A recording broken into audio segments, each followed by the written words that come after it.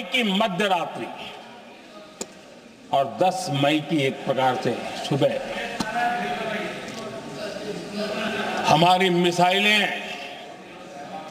उन्होंने पाकिस्तान के हर कोने में प्रचंड प्रहार किया, जिसकी पाकिस्तान ने कभी कल्पना नहीं की थी और आने के लिए मजबूर कर दिया।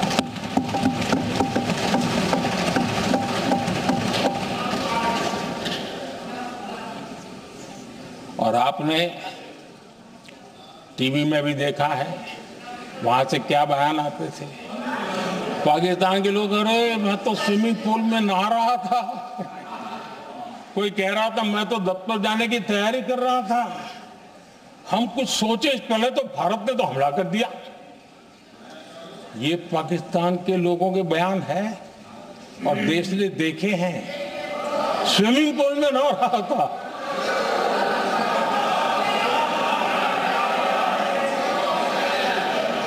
और जब इतना कड़ा प्रहार हुआ,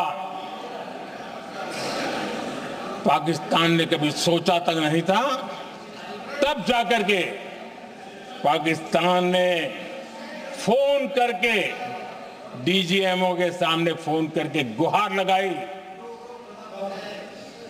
बस करो, बहुत मारा, अब ज्यादा मार झेलने की ताकत नहीं है, प्लीज हमला रोक दो।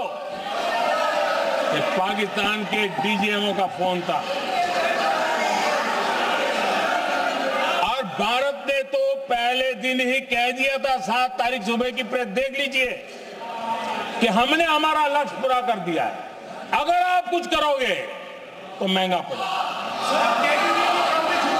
और आप धीरे ऐसे कैसे करता है? प्लीज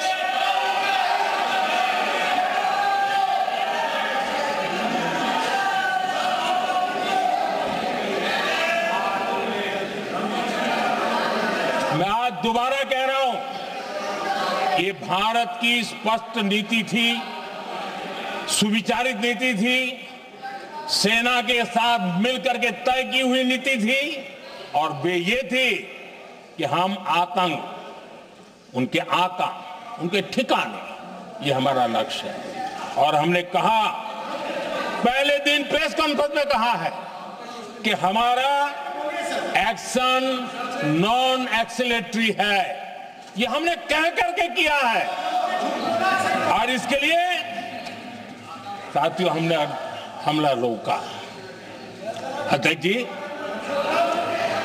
दुनिया के किसी भी नेता ने भारत के ऑपरेशन रोकने के लिए नहीं कहा।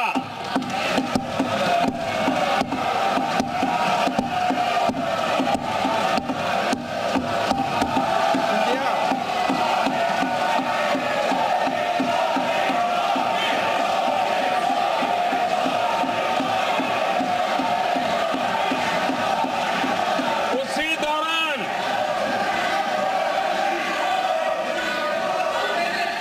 9 तारीख को रात को अमेरिका के उपराष्ट्रपति जी ने मुझसे बात करने का प्रयास किया।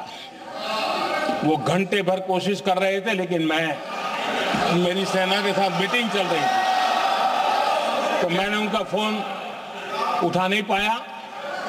बाद में मैंने उनको कॉल बैक किया। मैंने कहा कि आपका फोन था, 3-4 बार आपका फोन आ गया, क्या है? तो अमेरिका के उपराष्ट्रपति जी ने मुझे फोन पे बताया कि पाकिस्तान बहुत बड़ा हमला करने वाला है, ये उन्होंने मुझे बताया। मेरा जो जवाब था, जिनको समझ नहीं आता है उनको तो नहीं आएगा,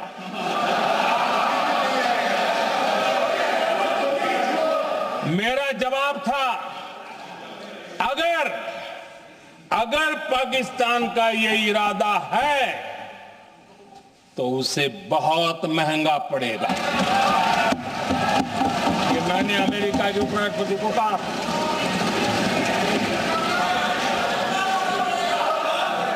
अगर पाकिस्तान हमला करेगा तो हम बड़ा हमला कर करके जवाब देंगे। ये मेरा जवाब था। और आगे मेरा एक वाक्य था, मैंने कहा था हम गोली का जवाब गोले से देंगे। ये 9 तारीख रात की बात है और 9 रात में और 10 सुबह हमने पाकिस्तान को सैन्य शक्ति को तहस नहस कर दिया था। और यही हमारा जवाब था, यही हमारा जज्बा था। और आज पाकिस्तान भी भली भांति जान गया है कि भारत का हर जवाब पहले से ज्यादा तगड़ा होता है।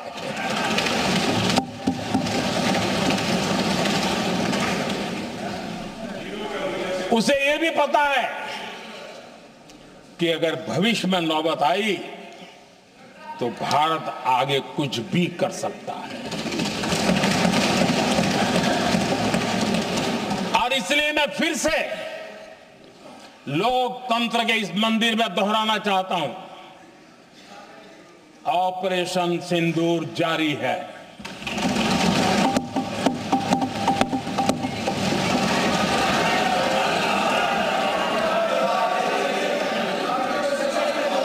पाकिस्तान ने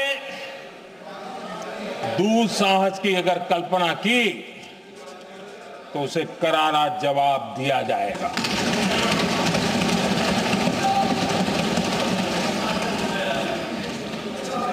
आदरणीय अध्यक्ष जी, आज का भारत आत्मविश्वास से भरा हुआ है। आज का भारत आत्मनिर्भरता के मंत्र को लेकर के पूरी शक्ति के साथ तेज गति से आगे बढ़ रहा है। देश देख रहा है भारत आत्मनिर्भर बनता जा रहा है। लेकिन देश ये भी देख रहा है कि एक तरफ तो भारत आत्मनिर्भरता की ओर तेज गति से आगे बढ़ रहा है, लेकिन कांग्रेस मुद्दों के लिए पाकिस्तान पर निर्भर होती जा रही है।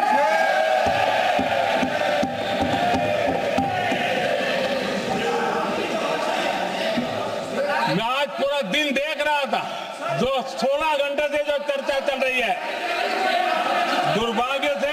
प्लीज बैठिए, सब जवाब दे दिया आपका। आप सुनते नहीं, सबका जवाब दे दिया। प्लीज दुर्भाग्य से सुनिए जवाब। कांग्रेस को पाकिस्तान के मुद्दे इंपोर्ट करने पड़ रहे हैं।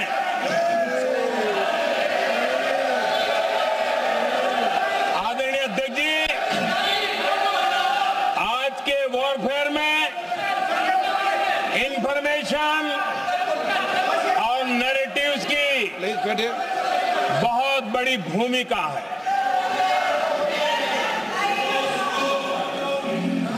नैरेटिव घड़ करके, एआई का भी भरपूर उपयोग करके सेनाओं के मनोबल को कमजोर करने के खेल भी खेले जाते हैं।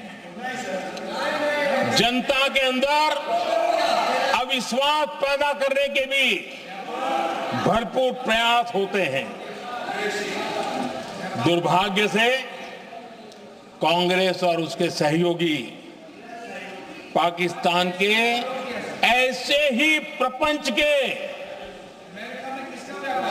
प्रवक्ता बन चुके हैं।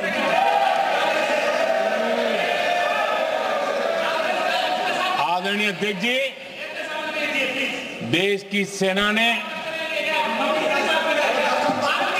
आदरणीय अध्यक्ष जी, ये तरीका है देश आपका? की सेना ने बैठिए बैठिए। देश की सेना ने सर्जिकल स्ट्राइक की। बैठिए।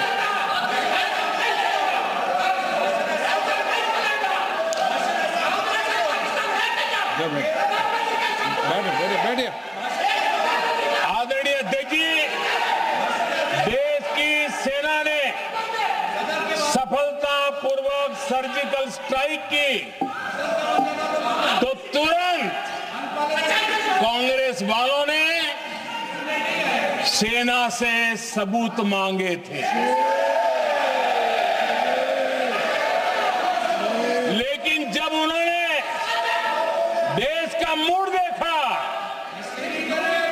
देश का मिजाज देखा, तो सुर उनके बदलने लगे और बदल करके क्या कहने लगे?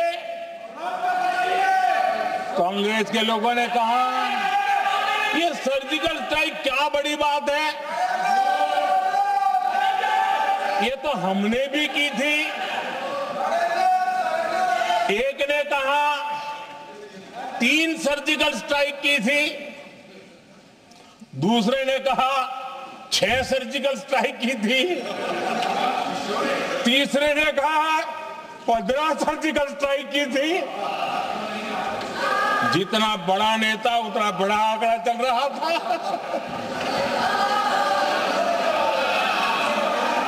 आदरणीय अध्यक्ष जी, इसके बाद बालाकोट में सेना ने एयर स्ट्राइक की। अब एयर स्ट्राइक तो ऐसी थी कि वो कुछ कह नहीं सकते थे, इसलिए ये तो नहीं कहा कि भाई हमने भी की थी। उसमें तो उन्होंने समझदारी दिखाई, लेकिन फोटो मांगने लगे। एयर स्ट्राइक हुई तो फोटो दिखाओ, क्या कहां गिरा, क्या तोड़ा, कितना तोड़ा, कितने मरे, भाई यही पूछते रहे। पाकिस्तान भी यही पूछता था, ये भी यही पूछते थे। इतना ही नहीं, आदरणीय अध्यक्ष जी, जब पायलट अभिनंदन पकड़े गए तो पाकिस्तान में तो खुशी का माहौल होना स्वाभाविक था कि उनके हाथ में भारतीय सेना का एक पायलट उनके हाथ लगा था। लेकिन यहां पर भी कुछ लोग थे जो कानों कानों में कह रहे थे, अब मोदी फंसा, अब अभिनंदन में आए, मोदी ला करके दिखा दे, अब देखते हैं मोदी क्या करता है। आज डंके की चोट पर अभिनंदन वापिस आएगा।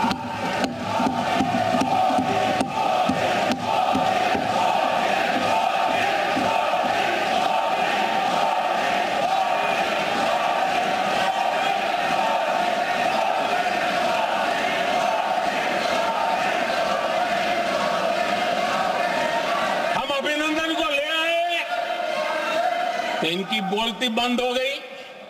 इनको लगा यार ये नसीब वाला आदमी है, हमारा हथियार हाथ से निकल गया। आदरणीय अध्यक्ष जी, पहलगाम हमले के बाद हमारा बीएसएफ का एक जवान पाकिस्तान के कब्जे में गया, तो फिर इनको लगा वाह बड़ा मुद्दा हाथ में आ गया है, हम मोदी फंस जाएगा। अब तो मोदी की फजीयत जरूर होगी और उनकी इकोसिस्टम ने सोशल मीडिया में बहुत सारी कथाएं वायरल की कि ये बीएसएफ के जवान का क्या होगा, उसके परिवार का क्या होगा, ये वापस आएगा, कब आएगा, कैसे आएगा, न जाने क्या क्या चला दिया।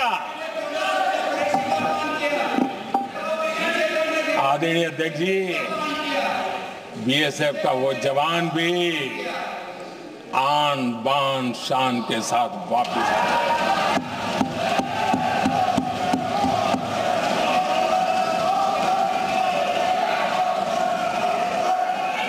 आतंकवादी रो रहे हैं, आतंकवादियों के आका रो रहे हैं और उनको रोते देखकर यहां